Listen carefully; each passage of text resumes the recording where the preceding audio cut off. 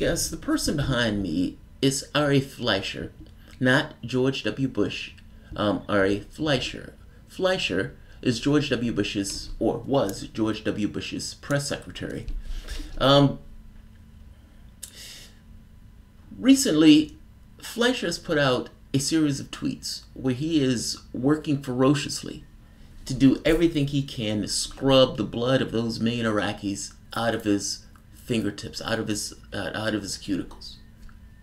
He is failing at that task. He will never be able to scrub that blood either off his conscience or, again, off of his blood-soaked hands.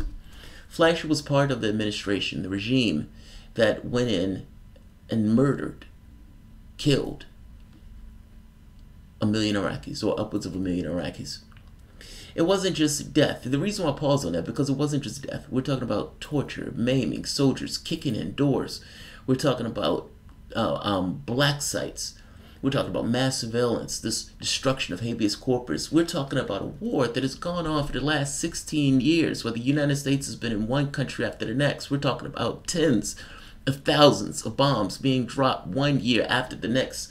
Most of those landing on civilians. We're talking about ISIS and all the damage that ISIS has caused. We're talking about, even in Europe, meaning the immigration crisis and everything else that took place. This is not minor.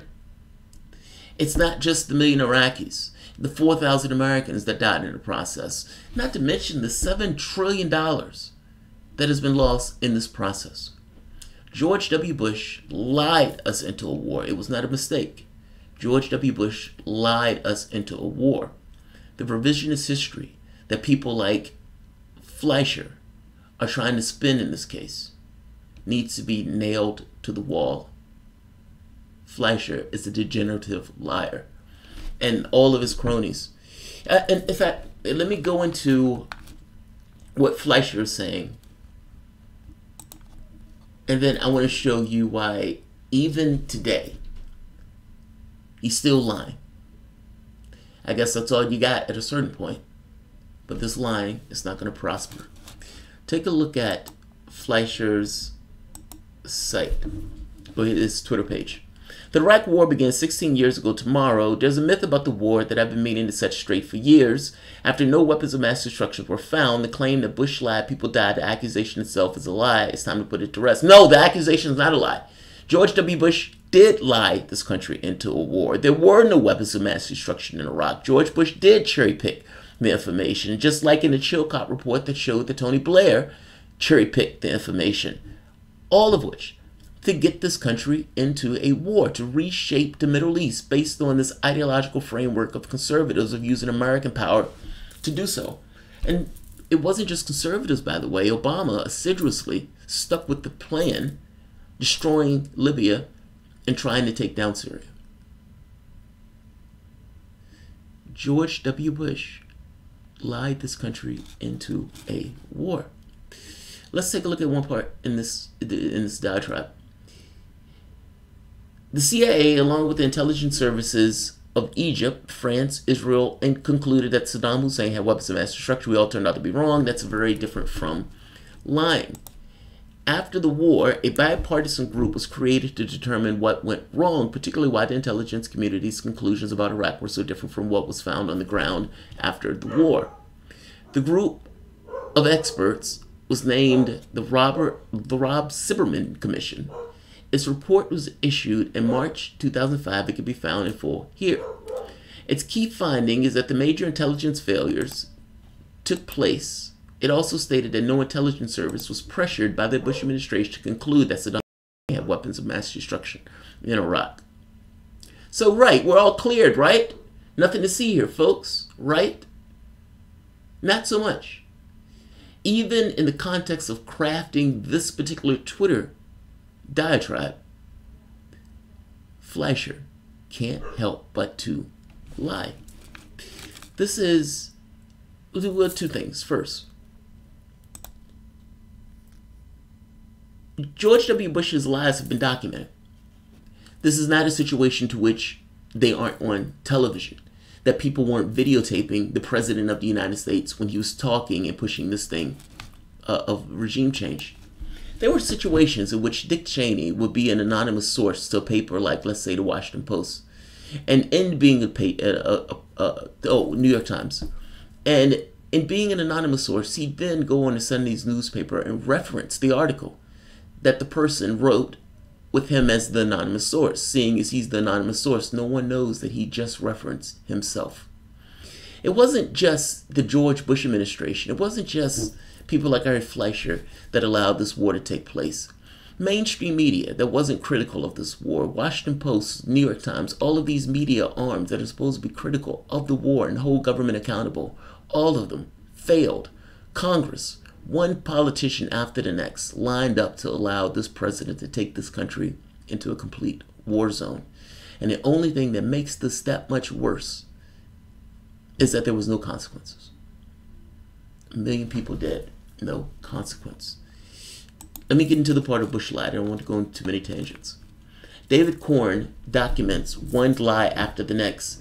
In October 2002, Bush said that Saddam had massive stockpiles of biological weapons, but a CIA George Tenet noted in the early 2004, the CIA had informed policymakers and had no specific information on quantities or types of weapons, agents, or stockpiles in Baghdad disposal. The massive stockpile was just a lie that was just made up.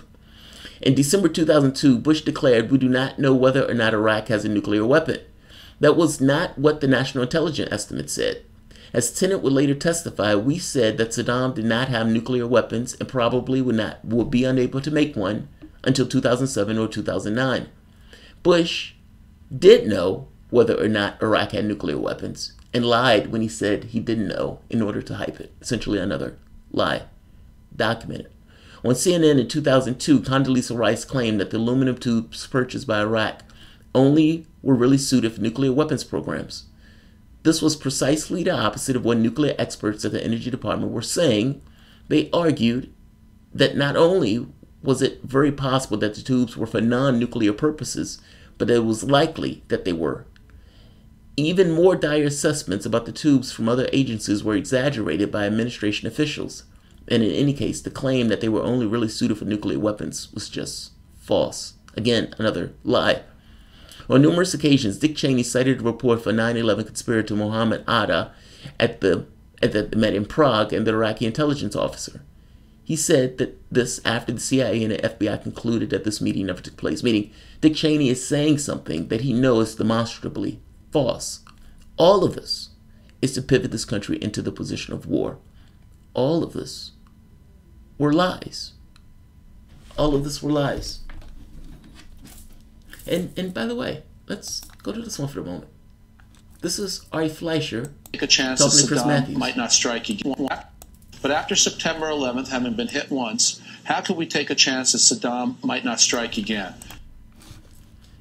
Saddam Hussein didn't hit us on 9/11.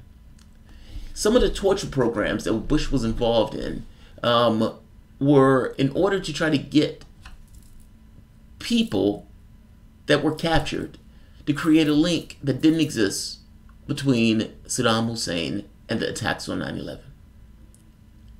This is the stuff to which we find ourselves.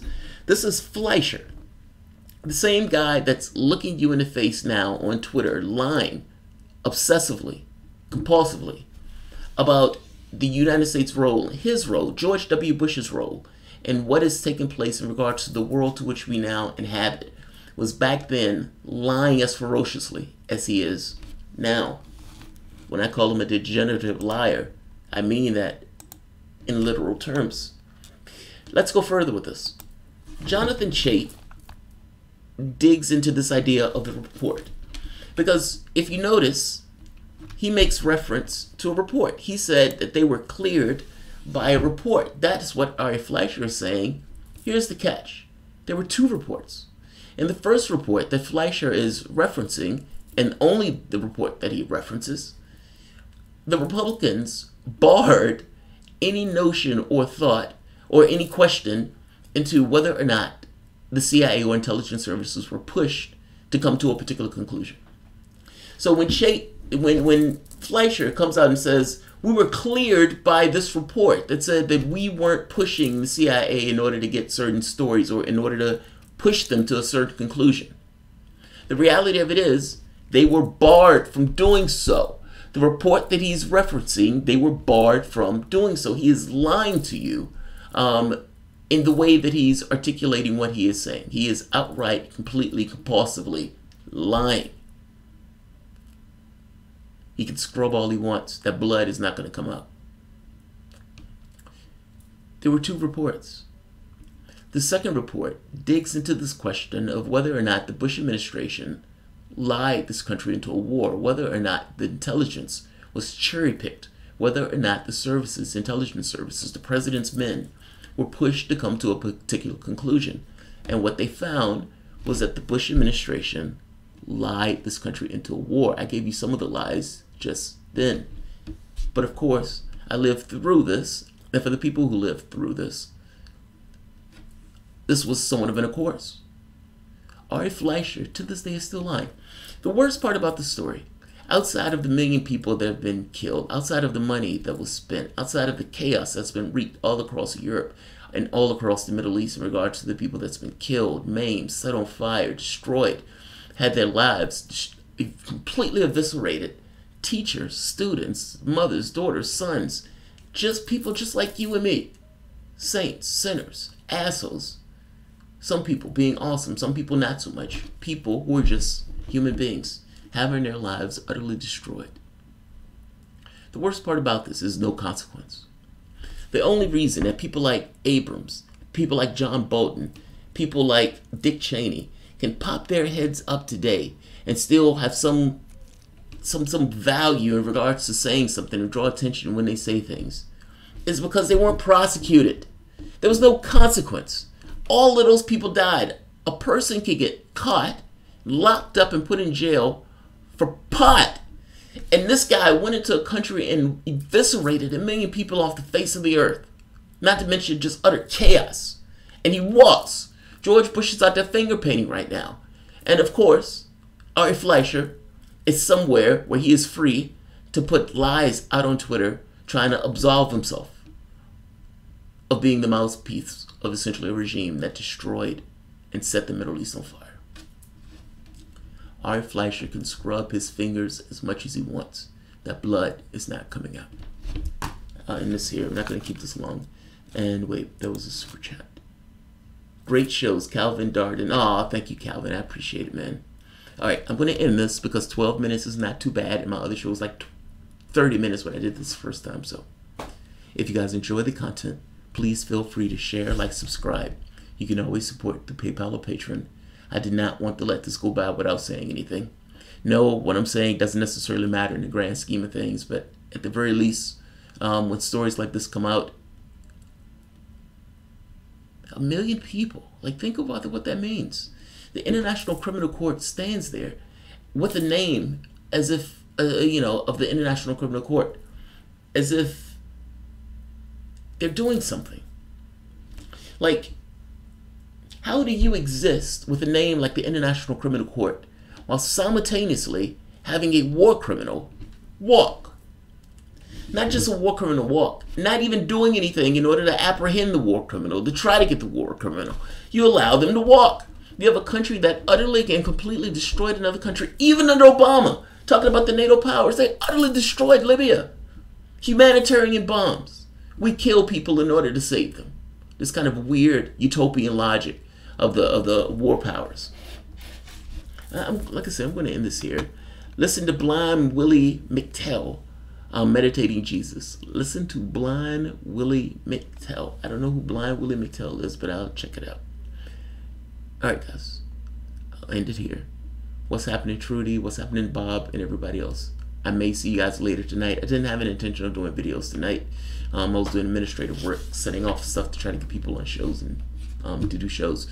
Oh, by the way, Cynthia McKinnon will be here on Monday, so that's awesome. I have another guest that I am going to love to bring onto the show, but I'm trying to come up with a date to confirm. So I will see you guys in a few. Thanks all.